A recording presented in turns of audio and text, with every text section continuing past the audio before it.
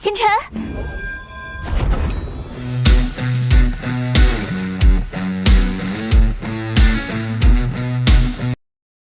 Halo guys, halo semuanya dimana kalian berada. Jumpa lagi bersama Mimin di channel Alur Cerita Film. Dan bagaimana kabar kalian? Tentunya Mimin selalu doakan agar kalian semua dalam keadaan baik, sehat, dan bahagia selalu. Pada episode kali ini, Mimin akan merangkum sebuah film dan web series yang berjudul Martial Master untuk part terbarunya. Bagi teman-teman semua yang belum sempat menonton video pada sebelumnya, kalian bisa langsung menontonnya. Linknya ada di deskripsi. Dan jangan lupa bagi kalian baru mampir untuk mensupport selalu channel ini terus agar Mimin tetap semangat dalam menghibur kalian semua. Oke, tanpa berlama-lama lagi, Mimin langsung saja masuk ke dalam alur cerita Martial Master. Pada episode sebelumnya, Qin Chen sedang bertarung dengan Tuan Mudaji yang ia kira Tuan Mudaji adalah praktisi tubuh simulasi. Tuan Mudaji juga mengira kalau Qin Chen adalah tubuh simulasi yang memiliki harta asli untuk menyerang dirinya. Tuan Mudaji pun masih bisa memblokir serangan-serangan Qin Chen. Pertarungan seru pun terjadi. Lalu Qin Chen menggunakan teknik ruangnya dan kekuatan Bloodline-nya untuk menyerang kembali ke arah Tuan Mudaji. Tuan Mudaji pun langsung terkejut dan ia tidak yakin kalau yang menyerangnya adalah tubuh simulasi. Qin Chen juga mengira kalau Tuan Mudaji yang tubuh simulasi bisa melamun seperti manusia. Seketika, Tuan Mudaji juga menunjukkan Bloodline pedang langitnya kepada Lord Qin Chen. Lalu Qin Chen mencoba mengonternya dengan niat pedangnya. Ledakan besar pun terjadi. Qin Chen tidak percaya kalau ia tidak bisa membunuh tubuh simulasi tersebut.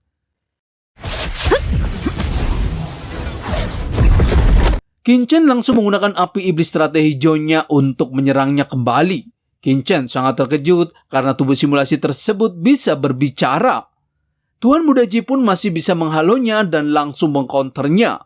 Pertarungan seru pun terjadi kembali. Mereka saling menyerang satu sama lain. Lalu Qin Chen berhasil menyerangnya dan mengenainya dan membuat Tuan Mudaji tidak sadarkan diri.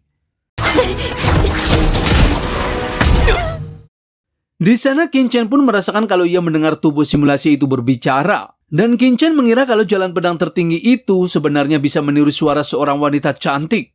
Lalu Qin Chen mencoba menyerangnya kembali untuk mengakhiri pertarungannya. Namun Tuan Mudaji langsung bangkit kembali dan mengeluarkan teknik niat pedangnya untuk mengcounter serangan Qin Chen.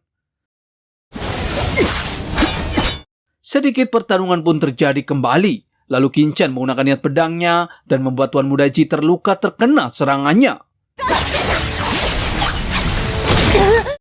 Tidak sampai di situ, Tuan Mudaji mengeluarkan salah satu teknik terkuatnya untuk menyerang Qin Chen.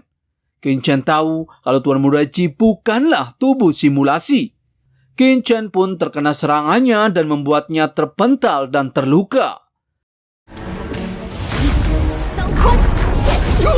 Di sana Tuan Mudaji juga tersadar kalau Qin Chen bukanlah tubuh simulasi. Karena kesalahpahamannya, Qin Chen pun meminta maaf kepada Tuan Mudaji. Namun Tuan Mudaji tidak terima karena Qin Chen sudah membuat baju dan cadarnya terbuka dan rusak. Lalu Qin Chen meminta maaf kembali karena kesalahpahamannya karena ia mengira kalau Tuan Mudaji adalah tubuh simulasi. Qin Chen juga memberikan pil penyembuh tingkat 7 kepada Tuan Mudaji sebagai perminta maafnya. Akan tetapi, Tuan Mudaji menolaknya dan membuang pil pemberian Qin Chen. Karena bersikeras menyalahkan Qin Chen, jadi Qin Chen hanya bisa pasrah dan akan menemaninya bertarung jika menginginkannya. Di saat Qin Chen sedang memulihkan diri, Tuan Mudaji tahu kalau Qin Chen sedang diserang oleh semacam kekuatan. Namun dengan luka seperti itu, Qin Chen bisa bersaing bertarung setara dengannya. Jadi Tuan Mudaji tidak mau memperpanjang masalah dan memilih pergi. Dan ia berjanji setelah menyelesaikan jalan pedang, ia akan memberi perhitungan kepada Lord Qin Chen. Qin Chen pun akhirnya lega dan senang karena Tuan Mudaji akhirnya pergi dari hadapannya. Beberapa waktu kemudian, Qin Chen pun pulih kembali dari hawa dingin yang menyerangnya. Lalu ia melanjutkan dan harus melewati jalan pedang karena sudah tertinggal. Tak lama kemudian, Qin Chen telah melewati jalan pedang dan ia harus melewati salah satu jalan yang benar dari jalan bercabang di sana. Di sana Qin Chen juga melihat tanda dari sekte Ling Tian yang kemungkinan ditinggalkan oleh Yao Gansu. Di saat Qin Chen sedang memilih jalan, ia melihat Nona Xiansu yang sedang menunggunya. Nona Xiansu pun langsung menghampiri Qin Chen. Ia menjelaskan kepada Qin Chen setelah melewati jalan pedang, ia menunggu Qin Chen. Namun Han Fei dan sekte pedang iblis ingin mengepungnya, jadi ia hanya bisa kabur dengan memanfaatkan jalan bercabang di sana untuk menyingkirkan mereka. Qin Chen pun sangat marah kepada Han Fei. Nona Xiansu juga menjelaskan kalau jalan bercabang di sana sangat aneh karena sudah berputar-putar tapi tetap tidak menemukan jalan keluar. Qin Chen tahu kalau tempat itu kemungkinan adalah sebuah formasi. Ia pun mencoba menyelidiki jalan tersebut. 非带着人想要伪的岔路极其诡异。 Lalu bagaimana keseruannya? Mimin akan bahas di episode mendatang. Terima kasih. I don't ever slow up, no I don't take shit. I got no love for the fakeness. If you wanna play tough and wanna hate this, I'll always show up and make a statement. I don't ever slow up, no I don't take shit. I got no love for the fakeness. If you wanna play tough and wanna hate this, I'll always show up and make a statement. Everything I do so instinctive and so passionate. Every word I move so descriptive like an adjective. I got a vendetta against people who patented being negative when you should be getting after it.